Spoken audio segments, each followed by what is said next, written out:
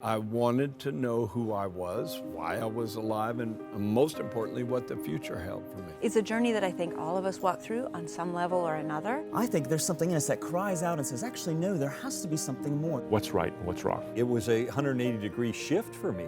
There was unspeakable peace in my heart. I had a whole new set of values that began to impact my life and make me think about the direction I ought to go. I couldn't think of anything worth seeking for in life more than that.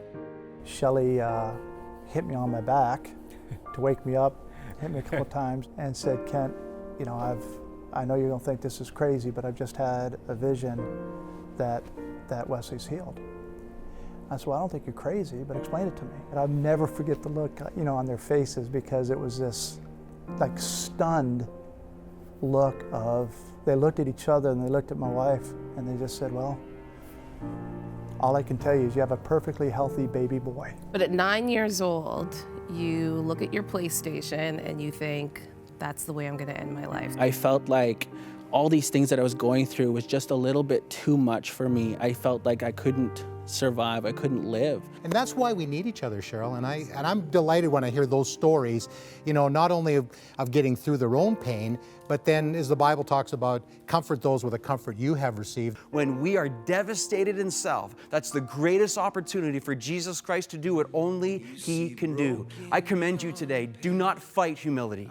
Do not fight humiliation. Do not fight brokenness, because in brokenness, we get low, and Jesus Christ becomes everything. You see nothing but damaged goods, but I see something good in the making. I'm not finished yet, no. When you see wounded, I see mended.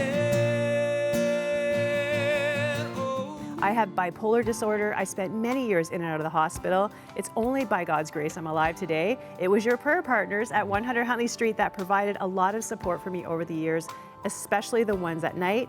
It was one of your prayer partners who said, Kathy, you need to get to the place, no matter how bad it is. Suicide is not an option. I prayed for God to help me, and I stuck to it by God's grace. East Africa, again, facing famine, and real people are dying because of what's taking place. The UN has declared it the worst humanitarian crisis since the Second World War. Great news is that the Canadian government just announced a 1-to-1 match, which means your gifts will double. And also, we have a food grant with our partner, Erdo, yes, which means that we get 4 times more. So what we're saying is, your gift today and through this whole month of June will actually go 1 to 5.